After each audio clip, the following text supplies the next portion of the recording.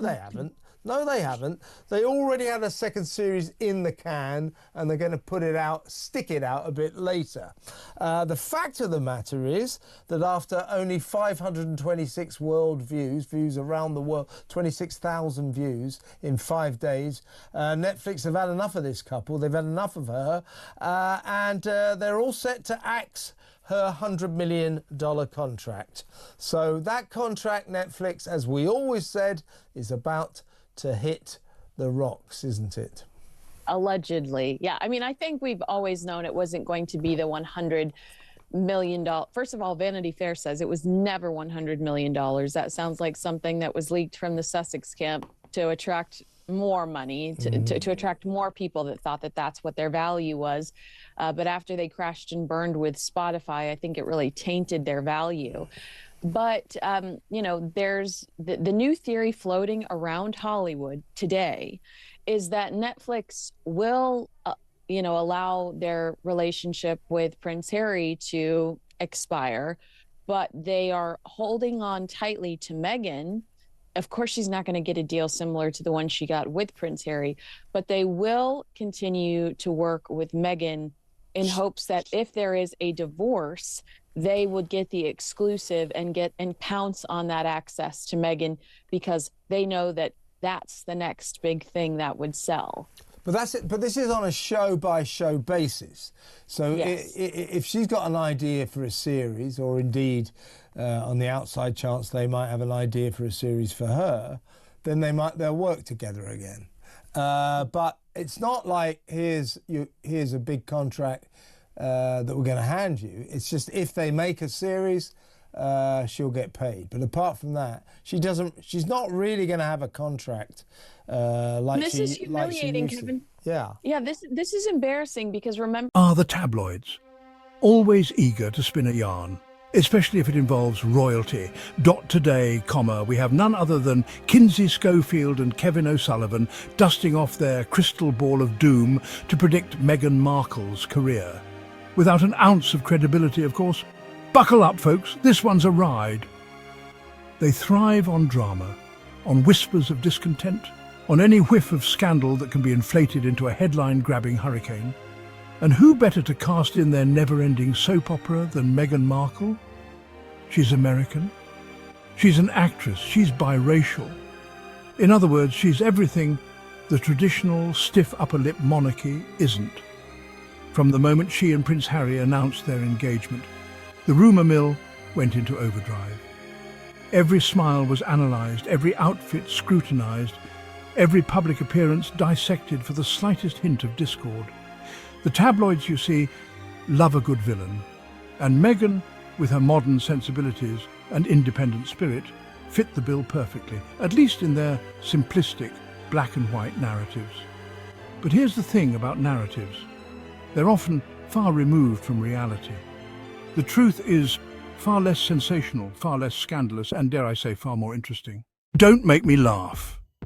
One of the more ludicrous theories circulating the gossip mill is that Netflix is somehow holding on to Meghan Markle for some nefarious ratings-boosting scheme.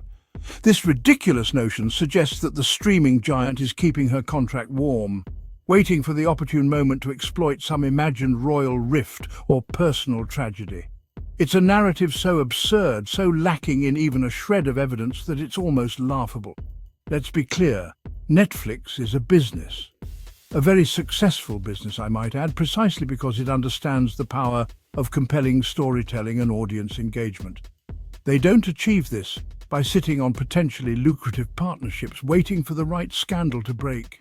They do it by collaborating with talented individuals and producing high-quality content that resonates with viewers. To suggest that their relationship with Meghan is anything other than a mutually beneficial partnership is not only insulting to both parties, but also indicative of a fundamental misunderstanding of how the entertainment industry operates. Meghan and Harry are global figures. They represent a new generation of royals, one that is more relatable, more in tune with the realities of the 21st century. Their decision to step back from their senior roles within the royal family sent shockwaves around the world, and their subsequent move to California, their embrace of a more independent life, only fueled public fascination. This isn't rocket science, folks. This is marketing 101. Meghan and Harry have a story to tell, one that millions, if not billions, of people are eager to hear. Their experiences, their challenges, their perspectives on everything from mental health to social justice, these are topics that resonate with a global audience. Netflix, like any savvy business, recognizes the value of this platform. They understand that partnering with the Sussexes isn't just about securing a big name, it's about tapping into a powerful narrative that has the potential to captivate audiences worldwide. Section 4. Divorce drama, more like fairy tale fatigue. And then there's the ever-persistent rumour of an impending divorce, because, of course, no tabloid narrative is complete without a healthy dose of marital discord. The whispers started almost immediately after their wedding, fueled by the flimsiest of evidence.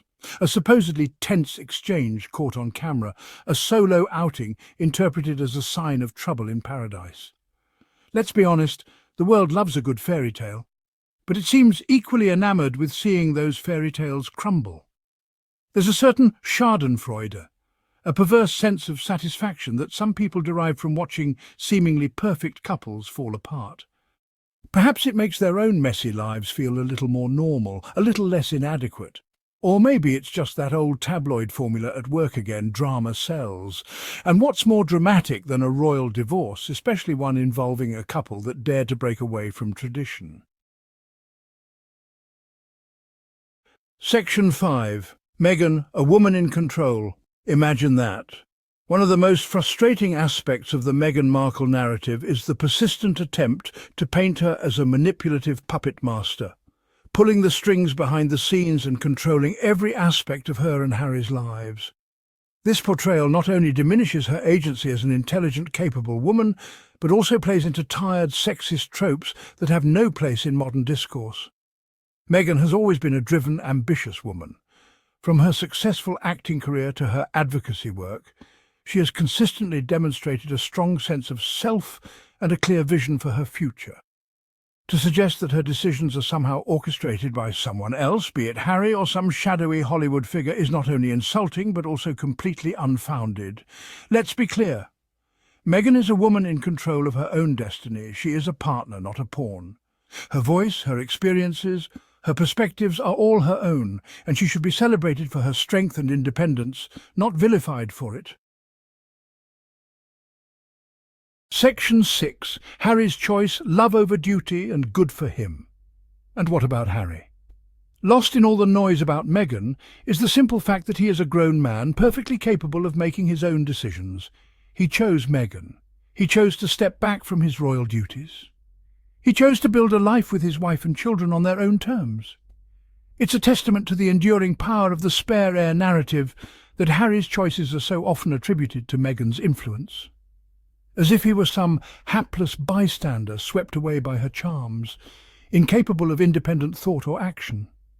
This patronizing portrayal ignores the very real sacrifices Harry has made, the courage he has shown in breaking free from a system that was clearly stifling him. Harry's journey is his own. His love for Meghan, his commitment to his family, these are choices he has made, and he deserves our respect, not our pity or our misguided attempts to rescue him. He's not a damsel in distress, he's a man forging his own path. Section 7. Success speaks louder than tabloid whispers. Ultimately, the best revenge is a life well lived. While the tabloids continue to churn out their tired narratives, fueled by speculation and innuendo, Meghan and Harry are busy building their own empire.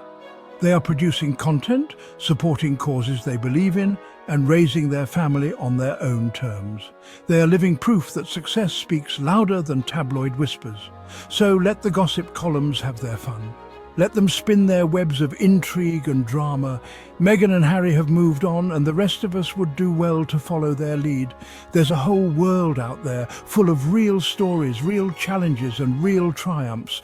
Let's focus on those, shall we?